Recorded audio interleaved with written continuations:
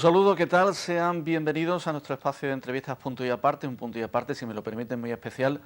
ya que hoy tenemos la oportunidad de entrevistar en los estudios de Isla Televisión al subdelegado del Gobierno en Cádiz, don Javier de Torres. Bienvenido a Isla Televisión. Muchas gracias. Esto como los equipos de fútbol. Yo fui a su campo a jugar hace ya algunos años,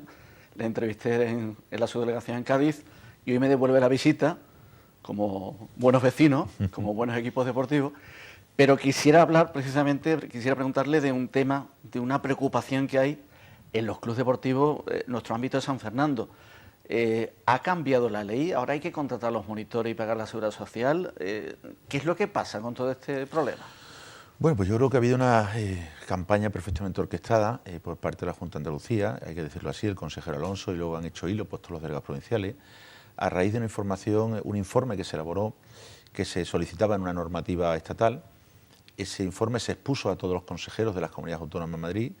todos mostraron su conformidad porque era un informe donde se analizaba la situación del sector del fútbol, del deporte en general. El fútbol es el que más preocupa en San Fernando, como bien hemos hablado,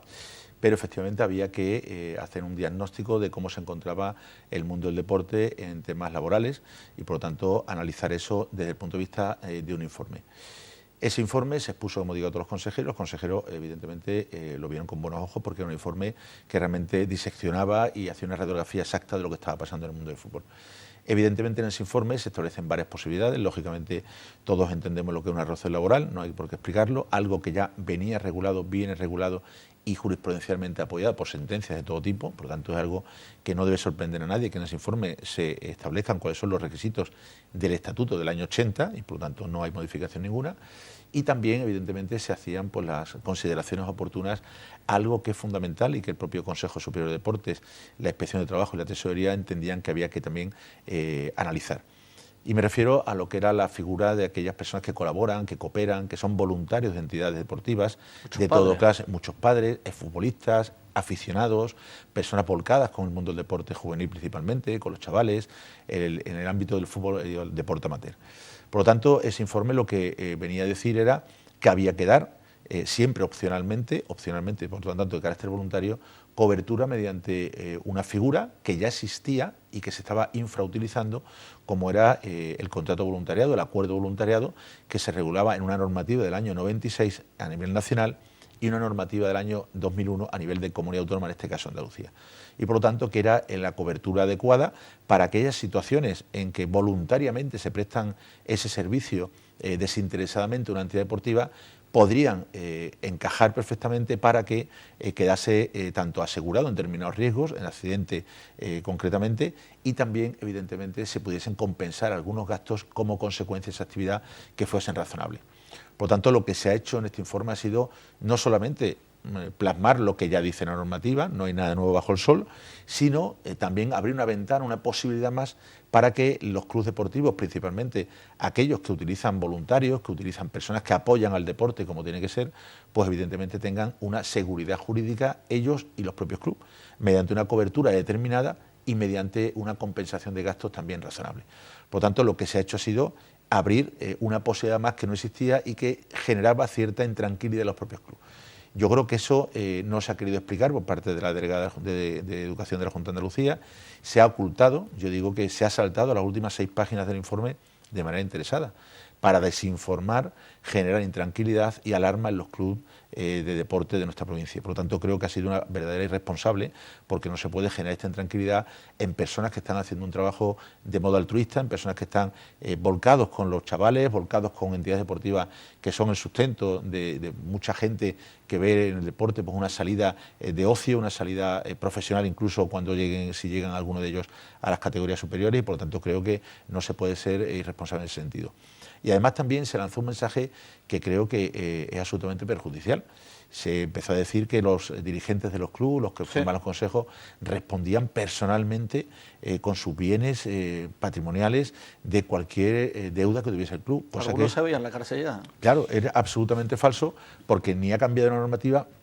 ni va a cambiar la normativa en ese sentido y por lo tanto las personas que están al frente de los clubes, al ser sociedades civiles, no tienen absolutamente nada que temer porque ni ha cambiado la normativa ni va a cambiar la normativa. Por lo tanto, parece mentira que tengamos que llegar a desmentir algo, tal vez por mala fe, por desinformación o por ignorancia de la delegada. Yo creo que hay que ser más responsable y por lo tanto no generar esta intranquilidad innecesaria en unas entidades deportivas que sin duda alguna hacen una labor social magnífica. Y creo que hay que ser realistas y hay que decir la realidad a los ciudadanos y si no ha cambiado normativa, sencillamente es un informe que por otro lado no tiene carácter jurídico, desde el punto de vista de vinculación como una norma, sencillamente analiza y disecciona la realidad del mundo del deporte. Un informe encargado por la ley de emprendedores donde se establecía la necesidad de regularizar aquellas situaciones que sí eran relaciones laborales. Y en esto, si me permite, le diré que todo el mundo, en el mundo del deporte o en cualquier otro ámbito de actividad ordinaria, conocemos perfectamente lo que es una relación laboral. Por lo tanto, esa regulación del Estatuto de los Trabajadores, esa regulación de la Ley General de la Seguridad Social, existe desde el año 80 y por lo tanto no hay nada nuevo que aportar en el informe ni nada nuevo que regular en el informe. Es absolutamente falso. Por lo tanto, yo lo primero que tengo que hacer es lanzar un mensaje de tranquilidad a todas las entidades deportivas diciéndole que no ha cambiado absolutamente nada. Es más, ahora tienen una posibilidad ya abierta para encuadrar y para proteger ese voluntariado real que se produce en muchísimas entidades deportivas, un voluntariado que sin duda alguna lo que persigue pues es apoyar desde muchos ámbitos, principalmente familiares, desde deportistas, de gente aficionada e implicada con los chavales, que lo que persigue no es sino fomentar este deporte base tan fundamental para nuestra sociedad. Por tanto, creo que la responsabilidad por parte de la Junta de Andalucía, repito, la única comunidad autónoma que dijo algo en relación con este informe. Las demás comunidades autónomas entendieron que se trataba de un informe donde se analizaba esta realidad y por lo tanto eran medidas que lo que hacían era poner sobre la mesa una problemática general del deporte, donde existen clubes, sobre todo en primera, segunda división, donde debe de existir relación laboral, donde esas relaciones laborales pues pueden estar más o menos encubiertas y luego existe otra realidad que el mismo informe dice que es una realidad que es necesariamente, hay que protegerla y fomentarla, que es la del voluntariado. Y por eso establece con carácter voluntario ese instrumento del acuerdo de voluntariado. Al final le toca hacer de bombero. Se crea un incendio de un tema que quizá no se debía ver y tiene que estar apagando fuego en un lado, en otro, reuniones con los presidentes de la federación, pues sí, etcétera. Pues sí, yo creo que al final cuando uno utiliza la demagogia de forma gratuita, como ha ocurrido con la delegada de Educación y como ha ocurrido con el consejero Alonso, el problema de esto es que la demagogia, para destruirla hay que dar muchas explicaciones. Entonces, cuando uno lanza una acusación falsa, el problema es que quien tiene que defender esa acusación falsa es que tiene que desmontar todo, y con lo cual es realmente complejo, porque mucha gente, la primera información muchas veces es la que le queda. Yo ayer ya tuve la primera oportunidad de reunirme con los presidentes de federaciones de nueve entidades, de 9 modalidades deportivas, me reuní también con presidentes del Club de la Frontera y evidentemente voy a continuar dando pues la claridad y la transparencia que todos deseamos para algo que realmente no ha pasado. Y yo creo que es importante que se sepa que ni se ha cambiado la ley, ni se han cambiado los criterios, ni va a haber inspecciones indiscriminadas como se pretende hacer ver. Un dato que creo que es importante que su audiencia conozca: normalmente cuando una entidad tiene una relación que el trabajador o colaborador entiende que es laboral, llega a la denuncia ante la inspección. El 90% de las actuaciones de la inspección se producen como consecuencia de denuncia. Por lo tanto, es cuando el trabajador no sabe si ha trabajado laboralmente o si ha prestado un servicio voluntario. De ese porcentaje, solamente un 20% la inspección y los tribunales entienden que ha habido relación laboral y un 80% entienden que no ha habido relación laboral y por lo tanto se ha movido dentro del ámbito del voluntariado. ¿Eso qué quiere decir? Que realmente la realidad constatada ya a través de actuaciones de la inspección, a través de los propios tribunales, nos dicen que en el mundo del fútbol no hay ni mucho ni menos fraude laboral que en otros sectores de actividad. Y que sí existe, y eso sí está acreditado con ese altísimo porcentaje, un 80%, una inmensa mayoría de personas que prestan su servicio con carácter altruista, sí, de manera amistosa, y por lo tanto están excluidos de la relación laboral. Por lo tanto, hay que seguir lanzando ese mensaje de tranquilidad, porque los que están haciendo ese tipo de trabajo, ese tipo de colaboración, ese tipo de cooperación, lo están haciendo altruistamente y no encuadrado dentro de una relación laboral. Evidentemente existe un 20%, que todo el mundo conocemos lo que es una relación laboral, no es una modificación, evidentemente, y que en ese porcentaje, el 20%, se encubren relaciones laborales como voluntariado. Por lo tanto, creo que hay que decir las cosas con sus justos términos, no generar ese tipo de alarma, porque no ha habido, como digo, cambio sustancial, ni ningún tipo de cambio en normativa, ni interpretación, ni criterio. Termino este tema preguntándole una curiosidad. Me imagino que uno empieza una reunión con un colectivo que ya sabe que viene calentito, la empieza de una manera y acaba de otra, ¿no? Me imagino que se notará que está la gente tensa al principio de la reunión y después la cosa se tranquiliza un poco, ¿no? Bueno, yo creo que cuando uno va con la verdad por delante y lo que pretende es ofrecer información desde la transparencia y posteriormente, lógicamente, someterse a las preguntas que entiendan que pueden tranquilizarles o pidiendo información que les puede interesar por su situación particular de su propia entidad, creo que la gente, bien como dice, llega algo tenso porque le han contado otra historia, sí. Y cuando descubren la realidad y ven, bueno, con datos, con información fehaciente lo que está ocurriendo, bueno, pues se quedan un poco perplejos para empezar. Y yo creo que al final quien queda mal y quien realmente se da cuenta, el presidente del club de aficionados o el presidente de la entidad, de la asociación, de quien realmente han ido a engañarle, lo tienen claro, porque se dan cuenta que le han intentado meter un miedo en el cuerpo que no respondía a la realidad. Por eso yo creo que en la reunión que tuvimos con las federaciones, la reunión que tuvimos con las asociaciones, lo que hacían, no a mí personalmente, sino al Gobierno de España, era agradecer la transparencia y agradecer la información, porque sin duda alguna no se puede trasladar un mensaje falso, inexacto y desde luego que no busca más que lo de siempre de la Junta de Andalucía, confrontación con el Gobierno de España. Creo que esto no es sino una nueva episodio de estrategia de confrontación con el Gobierno. Ven cualquier resquicio que puedan atacar o puedan deformar la realidad y automáticamente lo utilizan. Creo que esa es la forma de actuar y los ciudadanos verán si eso es bueno, si eso contribuye, ¿verdad?, a la paz social, contribuye a la estabilidad de estas entidades o sencillamente introducen elementos de intranquilidad que sin duda alguna pues no benefician a la actividad ordinaria de estos clubes. Creo que eso es perjudicial y yo creo que no es negativo que se haga de esa manera.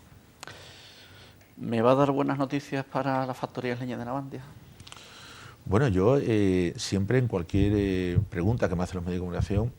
desde hace muchos años, no de ahora, siempre he resaltado, creo que lo más importante, el Gobierno de España, cuando llegó al gobierno, a la responsabilidad del Gobierno, se encontró unos astilleros prácticamente paralizados, con el último contrato del año 2006 y por lo tanto sin actividad. Pero lo que era más grave todavía, nos encontramos con una situación de abandono de las relaciones exteriores por parte del Ministerio de Asuntos Exteriores, de las misiones diplomáticas, donde se había abandonado a muchísimos países potencialmente compradores de productos de Navantia y por lo tanto habría que nuevamente iniciar ese tipo de relaciones para conseguir pues que nuestro producto fuese visualizado en el resto de países europeos, en el resto de países asiáticos, en el resto de países africanos que pudiesen tener pues interés en nuestro producto. Y eso fue lo que hizo el Gobierno de España, ponerse a trabajar desde la discreción, aguantando, hay que decirlo, falsedades por parte del Partido Socialista, que decía que ya estaba adjudicada la segunda fase de los bancos, cosa que era absolutamente falsa, como se demostró con el tiempo y como se demostró con la documentación, y evidentemente ese trabajo ha ido dando los resultados que todos esperamos. Por lo tanto, lo importante es que poco a poco, y ya se sabe que se empieza a cortar chapa en noviembre, ya se sabe que a partir de enero o febrero van a empezar otros nuevos proyectos, se ha conseguido pues volver a poner a Navantia donde no se dejó, donde no se debió dejar caer hace varios años. Es decir, se quedó solamente en el mercado nacional de defensa y eso era un grave error. Habría que abrirlo a la industria civil, se ha incrementado ese porcentaje, como bien se sabe, sí. Ese porcentaje que en ningún caso el comisario español defendió que se quitase esa limitación y ahora esa limitación se ha suspendido definitivamente y eso nos permite pues una ampliación de las miras a efectos de contrato muy importante. Yo creo que aquí lo que hay que dejar bien claro es que el gobierno del Partido Popular, el gobierno de España, cuando llegó a esta situación se encontró con unos astilleros en absoluta decadencia, unos astilleros que tenían pocas posibilidades de salir adelante. Se apostó de manera decidida, se apostó de manera importante porque este astillero no tuviese ningún tipo de experimentación de empleo, se han conservado los empleos del astillero, se han conservado lógicamente todos los de la bahía, no solamente el de San Fernando, y eso sin duda alguna ha sido una apuesta por Navantia. Yo siempre decía y mantengo siempre que la industria naval de Navantia era una industria estratégica para el Gobierno de España, lo ha demostrado a través de ese tipo de gestiones, más de 37 misiones comerciales en países ofreciendo cada vez que cualquier diplomático español, cualquier empresario español salía fuera a establecer relaciones comerciales con otros países, siempre al lado venía la cartera con los productos Navantia, ofreciendo productos punteros de esta industria naval que creo que es única en España y sin duda alguna, bueno, pues ese trabajo ha dado resultados. Por lo tanto, yo tengo que decir que esa confianza que pedimos a algunos al principio de este conflicto inicial se ha transformado al final en contratos y trabajo, que es lo que todos deseamos. Por lo tanto, creo que la apuesta por parte, y hay que decirlo también, por parte de los responsables públicos del Partido Popular, de Teófilo Martínez, de don José Loaiza, de Antonio Sanz, ha sido fundamental para que este tipo de trabajo pues tuviese los frutos. Se ha apoyado muchísimo desde Cádiz a Navantia, se han tenido muchísimas reuniones con el presidente del SEPI, muchísimas reuniones con el presidente de Navantia, donde teníamos que hacer una apuesta muy fuerte por el empleo en Cádiz. Se hizo esa apuesta y creo que ahora empezamos a recoger los frutos de trabajo. Desde luego no nos conformamos, hay que seguir trabajando en la misma línea, siguiendo ofreciendo productos, siguiendo enseñando las bondades de nuestros productos y sin duda alguna estoy convencido que seguirán viniendo muchos más contratos en muchas áreas, porque hay que recordar que ya el tema de la reparación está prácticamente consolidado, tenemos un chorreo continuo, sobre todo en el astillero de Cádiz de reparaciones, se han abierto vías nuevas con los buques militares, se han abierto vías nuevas también con el tema de los generadores aeronáuticos y creo que es importante, bueno, pues que se siga apostando por otras ramas que sin duda alguna van a enriquecer a nuestra bahía y van a generar mucho empleo también en nuestra bahía, no solamente el empleo directo, sino también el empleo indirecto, que seguro que nos viene bien para rebajar esas cifras de paro insoportables que tenemos. Me deja tranquilo en ese tema, pero seguimos con las canas abiertas con el CEFOT 2 de Camposoto. No queremos que se cierre el de Cáceres, pero tampoco queremos que se cierre el de San Fernando. ¿Cómo está ese tema? Bueno, pues vamos a ver, yo creo que una de las prioridades también, que cuando llegó el gobierno del Partido Popular al gobierno de España, era racionalizar las estructuras de muchos ministerios. Y por lo tanto no se ha hecho nada precipitadamente en ninguno de los ministerios, se ha ido tomando decisiones concienzudamente, con los informes técnicos necesarios, valorando ese tipo de decisiones desde el punto de vista siempre técnico y por lo tanto viendo cuáles son las virtudes, las desventajas que tenemos que abordar como consecuencia de la racionalización de la estructura de la administración. Evidentemente, hace 3 consejos ministros se dio luz verde a un programa de racionalización de las entidades militares para ver un poco cómo se encontraban y cuáles son las posibilidades de mejores aprovechamientos desde el punto de vista de gasto, desde el punto de vista operativo y por lo tanto teniendo en cuenta esos factores ver qué puede pasar no solamente en este tipo de instalaciones sino en otros muchos a lo largo de España.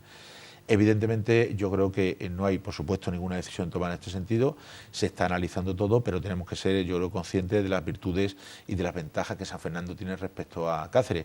Yo creo que es de sentido común entender que una base de las características del CEFOR en San Fernando se encuentra mucho más apoyada, se encuentra con mucho más cobertura de otras entidades como por ejemplo la Armada y por lo tanto yo creo que las instalaciones, el lugar geográficamente donde nos encontramos situados juega a nuestro favor con independencia de que evidentemente no tenemos decisión tomada. Yo también me consta también que ha habido unas fuertísimas presiones por parte de todos los responsables públicos de San Fernando, el alcalde a la cabeza, donde se ha puesto pues, de manifiesto la importancia que tiene el empleo y que tiene pues esta entidad en nuestra provincia y sobre todo en San Fernando. Yo quiero destacar que es algo que los ciudadanos deben de saber. Yo creo que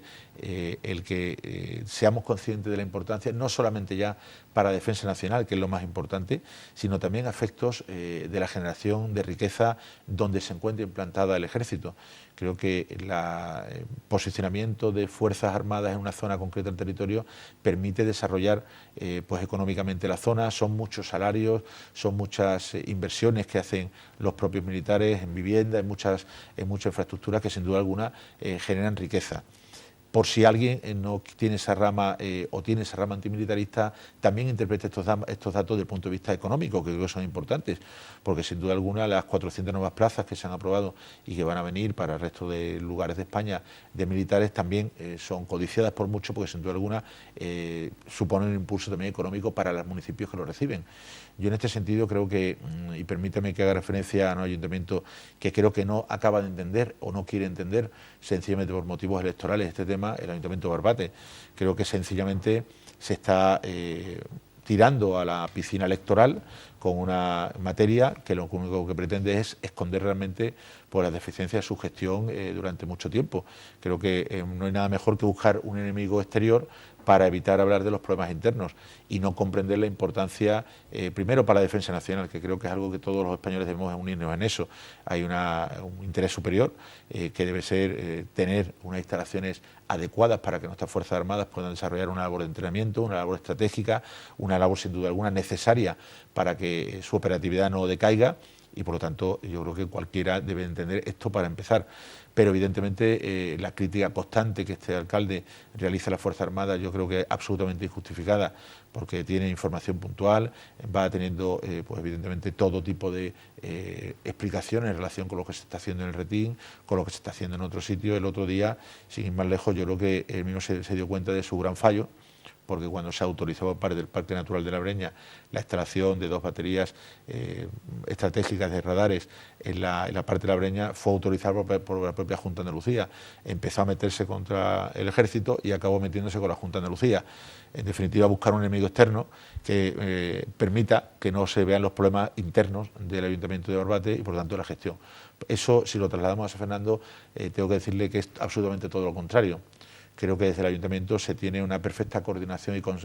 y sintonía con las Fuerzas Armadas, se conoce la importancia de las Fuerzas Armadas, se apoya la labor que hace la Fuerza Armada y creo que eso es muy importante para que los militares, todos los que nos acompañan a lo largo de nuestra provincia, ya sea desde la base naval de Rota como la propia San Fernando, se sientan arropados porque creo que es un gobierno, en este caso municipal, responsable, que sabe de la importancia de la defensa nacional y que es perfectamente compatible esa defensa de intereses nacionales con, desde luego, la gestión de lugares que ya, por ejemplo, no son utilizados, Tiro Janer, donde evidentemente sí ha habido un paso importante por parte de las autoridades militares, donde se cedió este polígono de tiro antiguo y donde se va a desarrollar por zona franca, por cierto, pues un magnífico equipamiento que va a permitir pues desarrollo empresarial sin duda alguna necesario también en San Fernando. Hay un espacio, nosotros visitamos recientemente Campos Otros, en las imágenes que estamos viendo ahora, ha habido también jornada de puertas abiertas para los escolares, etcétera. Aquello es grandísimo, es inmenso, pero también hay un espacio de un antiguo convenio que se hizo hace ya unos años con el gobierno de Aznar. Hay un espacio también dentro de Campos Otros que no se está utilizando, digamos, de manera regular, que está desafectado y que hay intereses también que esa zona se pudiera de alguna manera urbanizar o se pudiera aprovechar desde el punto de vista civil. ¿Ese tema está en conversaciones? ¿Ese tema existe o ese tema ahora mismo está aparcado? Bueno, vamos a ver, yo creo que la relación permanente del Ministerio de Defensa con el Ayuntamiento de San Fernando es evidente. Creo que se tienen hace muy poca fecha. Eduardo Zamarripa, el director de infraestructura, tuvo una reunión con el propio alcalde de San Fernando, donde se abordaron muchas preocupaciones desde la lealtad institucional de ambas entidades, tanto el Ministerio de Defensa como el Ayuntamiento conocen, tienen intereses comunes, intereses distintos en otras materias, pero evidentemente hay que caminar de la mano, porque sin duda alguna de lo que se trata es de no perjudicar en ningún caso esas instalaciones militares al desarrollo de San Fernando. Por lo tanto, ese espacio que usted hace referencia, sin duda alguna, el Ayuntamiento tiene interés y el Ministerio siempre ha sido sensible, y lo digo porque tenemos un caso evidente de sensibilidad al Gobierno de España, una promesa que hizo Mariano Rajoy en el periodo electoral y que se ha cumplido, que es el Hospital de San Carlos. Yo creo que el mayor ejemplo de generosidad por parte del Ministerio de Defensa hacia los ciudadanos de San Fernando, hacia los intereses sanitarios de los ciudadanos de San Fernando, no puede existir. Creo que a las pruebas hay que remitirse a esa sensibilidad. Por lo tanto, se seguirá caminando de la mano en cualquier pretensión que plantee el Ayuntamiento desde la razonabilidad y siempre desde la lealtad institucional. Creo que es muy importante poder hablar con lealtad con el Ministerio de Defensa, como hace el alcalde. Creo que es un ejemplo de eso. Él, además, por formación también es militar y conoce bien las necesidades de la defensa de intereses nacionales, y eso no le impide tampoco ser reivindicativo y solicitar cosas que sean razonables para su municipio. Creo que esa compatibilidad es perfectamente posible y, sin duda alguna, el mayor ejemplo lo hemos tenido, como digo, en el Hospital de San Carlos, que se ha cedido una instalación puntera de la Armada, una instalación sin duda alguna muy buena para la asistencia sanitaria, y que, bueno, a día de hoy todavía no tenemos noticias de que esto haya arrancado en la medida que se había presupuesto que iba a arrancar, porque desde luego lo que todos deseamos es que este gran edificio sea siendo realmente un hospital con todos sus servicios y no un centro de salud como por ahora estamos teniendo. Por lo tanto, yo espero que haya inversiones reales, que haya presupuestos reales, que se aporten pues soluciones a servicios nuevos, que se dote adecuadamente personal, que se dote adecuadamente los servicios, porque evidentemente ha habido tiempo suficiente para organizar cuáles son esos servicios, ha habido tiempo suficiente para planificar y no hay que empezar a planificar desde la fecha que se coge, sino evidentemente si un responsable público planifica, que es una de sus principales funciones, debe de tener las cosas ya previstas para en el momento que se coja el hospital, que vemos las imágenes, pues puedan lógicamente empezar a dar los servicios que todos los isleños se merecen, porque hay que decir que la Armada, la Defensa tuvo este gesto, este gran gesto, porque realmente es un hospital, un gran hospital, con la voluntad mejor de favorecer los intereses sanitarios de los isleños. Yo creo que eso no puede quedarse al final en unas meras instalaciones complementarias, tiene que ser un hospital para atender una población de 98.000 habitantes que tiene San Fernando, una población importantísima y que sin duda alguna, pues en cualquier otro municipio que no fuese la provincia de Cádiz, de cualquier otra provincia andaluza, seguramente tendría desde hace ya muchos años una instalación sanitaria acorde a la población que tiene y sin duda alguna, pues San Fernando tiene esa población que debe ser atendida con instalaciones propias, porque sin duda alguna eso es lo que esperamos con esa transferencia. Última cuestión, aprovechando que viene a mi casa a visitarme, quiero preguntarle por un temita que nos duele un poco. Están los presupuestos generales del Estado en proyectos, en fin, hay algunas cositas, algunos temas importantes, nuevo de Tres Caminos, nuevos accesos a la ciudad para fábricas, etcétera. Pero el puente Zuazo está muy pendiente de a ver si se rehabilita de una vez un sitio histórico, un espacio. Hay gente que piensa que si estuviera en Cuenca o estuviera en otro lado ya estaría rehabilitado. Gente que piensa eso en esta ciudad. ¿Cómo está ese tema del puente Zuazo? ¿Lo vamos a arreglar? ¿Vamos a empezar a arreglarlo? ¿Cómo está ese tema? Bueno, vamos a ver, yo creo que todos somos conscientes de la realidad económica que nos ha tocado vivir. Creo que eso es una obviedad. Sí. Creo que nadie puede pedir obras faraónicas como se hacían anteriormente. Este proyecto, que era un proyecto que debería haberse ejecutado cuando existían fondos públicos. Yo quiero recordar que el gobierno de Rodríguez Zapatero llegó el año 2004 con un superávit tremendo en las cuentas públicas, con unas capacidades económicas, cuentas saneadas, con recursos suficientes para acometer cualquier tipo de obra de importancia como puede ser esta.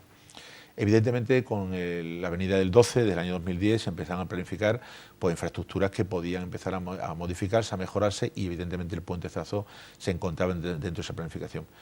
Claro, cuando uno llega a la responsabilidad del gobierno en el año 2012, el gobierno del Partido Popular, y se encuentra la situación de quiebra técnica del país, porque hay que decirlo, el país se encontraba con las cuentas públicas absolutamente quebradas, donde evidentemente el déficit era muy superior al que nos habían comentado, y eso implica que hay que tomar decisiones valientes, desde luego, valientes, dolorosas en muchos casos, y evidentemente hay que ver dónde se tiene que restringir el gasto, porque sin duda alguna no hay dinero para ese gasto. Evidentemente, la rehabilitación del puente de Zuazo es algo que yo he tratado varias veces en Madrid, el presidente de Diputación y el alcalde de San Fernando también. Es un proyecto muy costoso desde el punto de vista económico, como bien saben, y donde evidentemente vamos a intentar hacer un esfuerzo para que esta rehabilitación se pueda fasear en el tiempo y se pueda, por lo tanto, acometer desde la, vamos a llamarle, discreción presupuestaria, pero sin duda alguna con un ritmo que nos permita recuperar algo que creo que es fundamental para San Fernando. Yo, desde luego, como bien dice usted, no cabe entender que una pieza como este puente magnífico, donde nuestra historia resuma por cada una de sus piedras, pues no podamos acometer una reforma integral como todos deseamos. Pero eso no podemos hacerlo a ritmo presupuestario que se podría haber hecho en su momento. Ahora tenemos que hacerlo con ritmos presupuestarios más pequeños y teniendo en cuenta que hay que priorizar también. Ahora mismo en nuestra provincia tenemos infraestructuras olvidadas durante mucho tiempo. Tengo que recordar la Algeciras-Bobadilla, donde del año 2004 al año 2008 no se invirtió ni un solo euro en esa vía férrea, con las arcas llenas de dinero. Ahora el Partido Socialista reclama esa vía férrea, pero del año 2004 al año 2008 no se invirtió ni un solo euro, nada. La conexión entre Vejer y Algeciras, donde se quedó absolutamente parada, después de trabajar a 4 turnos hasta Vejer, esa autovía, absolutamente parada. el de doble nacional cuarta, que se va a acometer, tenemos mucha infraestructura, el AVE, mucha infraestructura que además son fundamentales para nuestra provincia. Nuestra provincia presupuestariamente ha sido muy bien tratada,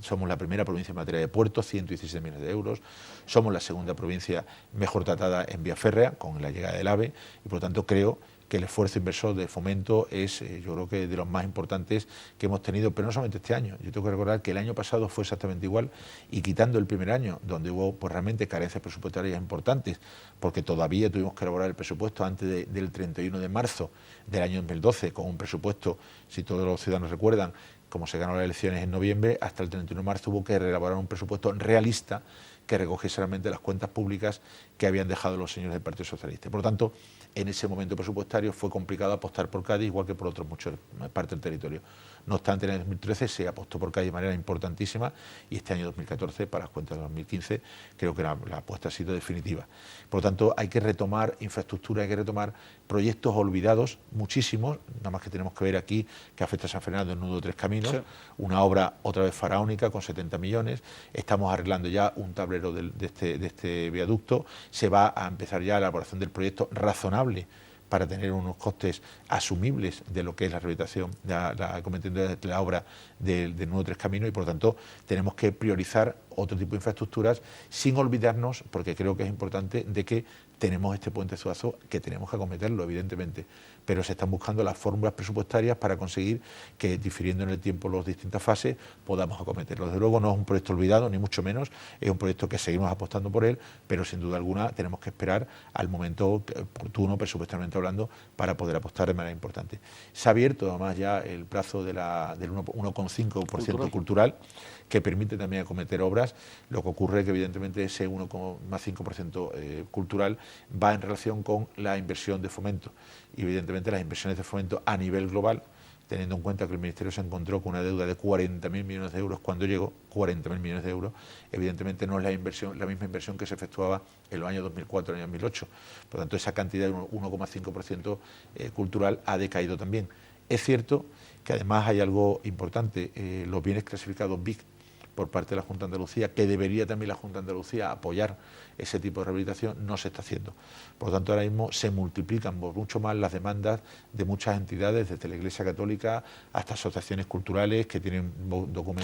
monumentos declarados BIC, que quieren esa subvención de 1,5% cultural. Es complejo repartir todo esto cuando la otra administración no apoya en sus competencias. Por tanto, hace una dejación absoluta sabiendo, y yo creo que lo hace pues con la visión política que la Junta de Andalucía tiene en estos últimos tiempos de confrontación, sabiendo que al final la entidad, la asociación, va a reclamar ¿a quién? Al Estado. Entonces deja de cumplir su competencia, deja de cumplir su función, para que al final la entidad acude al Estado y por lo tanto tengamos pues un problema real, porque hay los fondos que tenemos para repartir entre más gente. Pero en todo caso se van atendiendo. Este año vamos a acometer la Cartuja Jerez. Lo digo porque a lo mejor la gente desconoce el dato que voy a dar. Junto con la Alhambra de Granada, la Cartuja Jerez es el único monumento que pertenece al patrimonio nacional. Únicamente esos dos monumentos en España. Por lo tanto, la importancia arquitectónica, histórica, cultural de la Cartuja ha hecho que el Ministerio de Cultura se decante precisamente por este monumento. Eso, evidentemente, no implica que no se vayan a atender los otros, como digo. Hay muchos monumentos en nuestra provincia, el Puente Zuazo es uno de ellos, que tenemos que atender, lógicamente. Pues su delegado lo dicho. Muchas gracias por esta visita, seguimos en contacto, le veo bien, le veo en forma, le veo con ganas para tirar para adelante. Bueno, ahí estamos tirando, por supuesto. Hay muchas cosas que hacer. Eso es cierto, eso es cierto. Pues muchas gracias por su visita y seguimos en contacto. Muchas gracias a vosotros. Pues hasta aquí llegó esta entrevista, este punto y aparte, con el subdelegado de Gobierno en Cádiz, don Javier de Torres. Muchas gracias a todos por su atención. Subdelegado, muchas gracias. A vosotros.